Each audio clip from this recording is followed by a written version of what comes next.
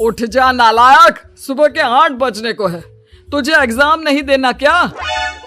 थोड़ी देर और सोने दीजिए ना पापा। तू उठता या फिर मैं तेरे ऊपर पानी फेंकूं? रोज गधों की तरह सोता रहता है, पेपर की कोई टेंशन ही नहीं है। और एक हमारा समय था जब हम पेपर में फेल होने के डर से रात भर पढ़ा करते थे, सो ही नहीं पाते थे। तो क्या अब आप उसका बदला मुझसे लेंगे? मैं 15 मिनट बाद उठ जाऊंगा, आप प्लीज जाइए, मुझे डिस्टर्ब मत कीजिए। तू वैसे नहीं मानेगा, रुक मैं अभी पानी लेकर आता हूँ। वे बाथरूम में जाते हैं और पानी की एक बड़ी सी बाल्टी लाकर रौनक के ऊपर फेंक देते हैं। पानी पड़ते ही रौनक झट से उठ जाए। ये आपने क्या किया पापा? अब तो उठेगा नहीं तो यही करना पड़ेगा ना। वैसे थैंक्स डैड, आपके कारण ना अब मुझे नहाने की भी जरूरत नहीं पड़ेगी। चलिए अब आप माँ से बोलकर मेरे कपड़े निकलवा दीजिए, तब तक मैं ब्रश कर लेता हूँ। वैसे कल ना आप एक काम और करना, नहलाने के साथ साथ मुझे ब्रश भी करवा देना। ये ब्रश करने में ना मुझे बहुत आलस आता है। तुम अपने बेटे को समझाने के बजाय हंस रही हो। रौनक बच्चा है, धीरे धीरे सुधर जाएगा। आप क्यों उसके पीछे पड़े रहते हो? अभी नहीं सुधरेगा तो कब सुधरेगा? 10वीं क्लास में है रौनक, वो अब कोई बच्चा नहीं रहा। अरविंद की इतना बोलते ही वहां रौनक भी आ जाता है। क्या डैड, मैंने आपको एक काम दिया था वो भी नहीं हुआ आपसे। अरे क्या हुआ बेटा? माँ, मैंने डैड से बोला था कि वो आपको बोलकर मेरे स्कूल की यूनिफॉर्म निकाल दे, लेकिन मेरे पीछे पड़ने के अलावा इनसे एक काम ढंग से नहीं होता। देख रही हो कमला, देख रही हो अपने लाडले को? अरे आप चुप रहिए जी। चलो बेटा, मैं तुम्हें कपड़े निकाल कर दे देती हूँ। बस 2 साल बाद। पता नहीं कहाँ गायब रहता है पूरे दिन, अब तक तो आ जाना चाहिए था। अरे आप इतनी फिक्र क्यों कर रहे हैं उसकी? दोस्तों के साथ खेल रहा होगा, आ जाएगा अभी। ये कोई टाइम है खेलने का? 10 बजने वाले हैं, इतनी रात में कौन खेलता है? कमला कुछ कहती उससे पहले ही रौनक वहां आ जाता है। मम्मी जल्दी से खाना लगा दो, बहुत भूख लग रही है। तुम्हें तब तक खाना नहीं मिलेगा जब तक तुम बता नहीं देते कि इतनी रात गए कहां से आ रहे हो। ओ प्लीज डैड, अब आप एसी पे प्रद्युमन बनकर मेरे सर पर बंदूक लेकर मत बैठ जाना। अपनी फालतू की बकवास बंद कर और बता कहां से आ रहा है। माँ अब समझाइए ना डैड को। बता देना बेटा, इनको भी तसल्ली हो जाएगी। आप बोल रही हैं तो बता देता हूँ, मैं दोस्तों के साथ मूवी देखने गया था, इसलिए देर हो गई। तो इन सब चीजों में मेरे पैसे उड़ाता है? कभी 1 रुपया कमाने के बारे में सोचा है तूने? जब देखो हवा की तरह पैसे उड़ाता रहता है। माँ अब आप इन्हें चुप करा दीजिए, वरना ना मुझे गुस्सा आ जाएगा। अच्छा क्या कर लेगा? बता ना क्या कर लेगा तू? वैसे बात तो ठीक ही है, मैं कर ही क्या सकता हूँ।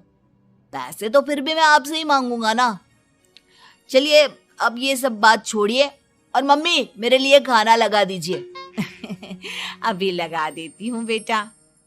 मैं बता रहा हूँ कमला, एक दिन ये ऐसे ही बिगड़ जाएगा। ओफो, आप क्यों इतना पीछे पड़े रहते हो मेरे बच्चे के? बात की बाद में देखेंगे, अभी आप शांति से उसे खाना खाने देंगे।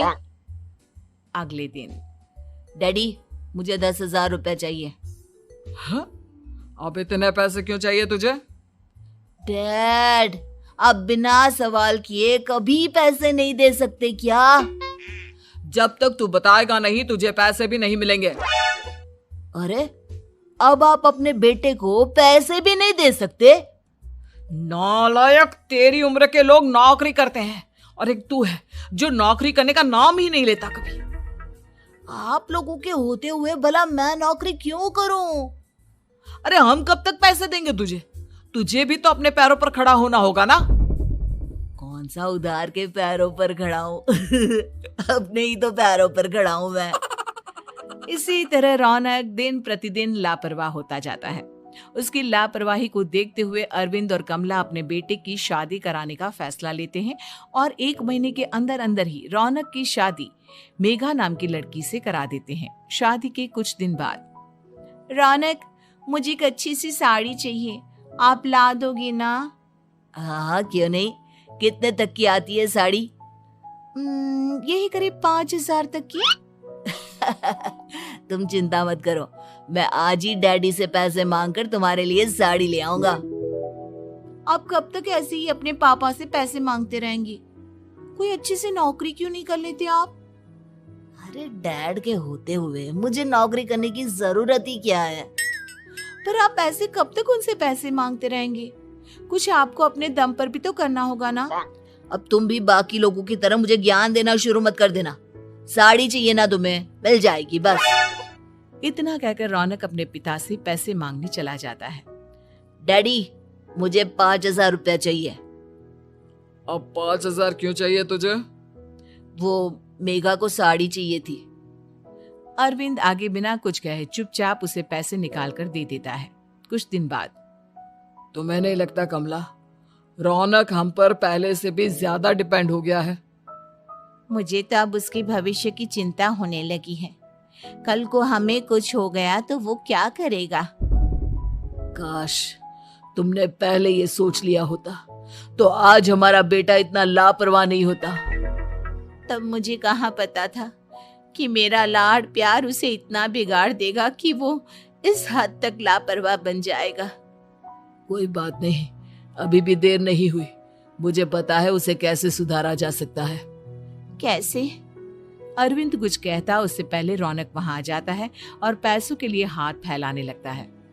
डैड, मैं और मेघा बाहर घूमने जाना चाहते हैं। अरे वाह, ये आज सूरज कहाँ से निकला है? Dad please. अच्छा चलो, अब मुद्दे की बात करो। मुझे अब 25,000 चाहिए। अब तुम्हें 1 रुपया भी नहीं मिलने वाला। अगर तुम्हें पैसों की इतनी ही जरूरत है तो कोई ढंग की नौकरी कर लो। मम्मी, आप कुछ कहिए ना डैड को। बेटा, वो गलत क्या बोल रहे हैं? ये सब हम तेरे भले के लिए ही तो कर रहे हैं। मम्मा, मैंने बताया ना आपको, मुझे नहीं करनी कोई जॉब वॉब। तो ठीक है, निकल जाओ हमारे घर से। तुम्हारे जैसे लोगों के लिए मैंने ये घर खड़ा नहीं किया है। जितना ये घर आपका है ना, उतना ही मेरा भी है। मैं कहीं नहीं जाने वाला। जाना तो पड़ेगा ही तुझे, क्योंकि अब मैं तेरा कोई भी खर्चा नहीं उठाने वाला। ठीक है, मत उठाइए मेरा खर्चा, मैं अपने दम पर भी जी सकता हूँ। तो बेशर्मों की तरह अब तक यहाँ क्यों खड़ा है? अपना सामान ले और निकल जाए यहाँ से। रौनक पैर पटकते हुए वहां से चला जाता है। घर से निकालना जरूरी है क्या उसे? बिना पैसों के कौन रखेगा उसे किराए पर? अगर उसका भविष्य सुधारना है तो हमें अपने दिल पर पत्थर रखकर ये कदम उठाना ही होगा। दोनों बात कर रहे होते हैं कि रौनक अपनी पत्नी के साथ एक बड़ा सा बैग लेकर घर से निकल जाता है, लेकिन घर से बाहर उसे कोई भी मुफ्त में अपने घर किराए पर नहीं रखता।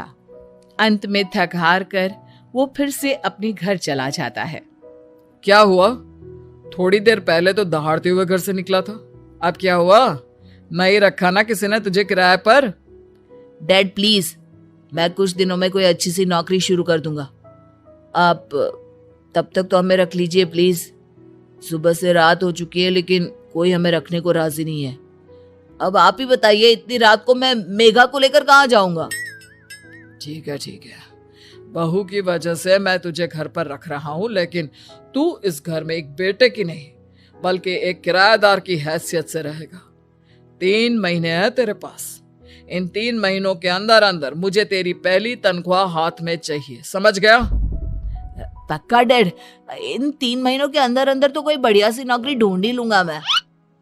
ऐसे ही धीरे धीरे समय बीतने लगता है और अरविंद के दिए 3 महीनों में से 2 महीने बीत चुके होते हैं।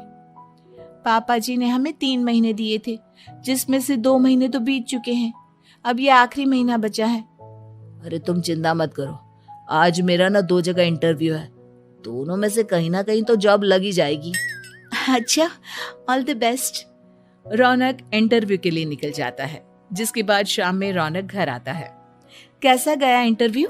आपकी नौकरी लगी या नहीं? अरे पहले सांस तो ले लेने दो अच्छे से। बताइए ना, मुझसे तो जरा भी इंतजार नहीं हो रहा है। वो दरअसल बात यह है कि मेरी नौकरी तो लग चुकी है लेकिन पैसे बहुत कम है। कितने पैसे हैं? 15,000।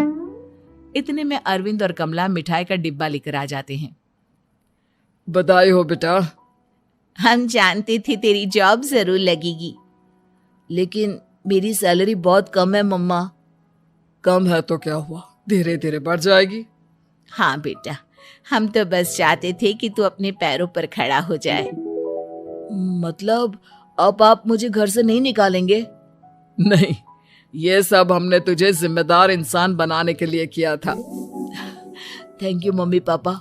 अगर आप दोनों ऐसा नहीं करते तो मुझे कभी अपनी जिम्मेदारियों का एहसास तक नहीं होता। आज आपने मुझे सिखा दिया कि इंसान का अपने पैरों पर खड़ा होना भी जरूरी होता है।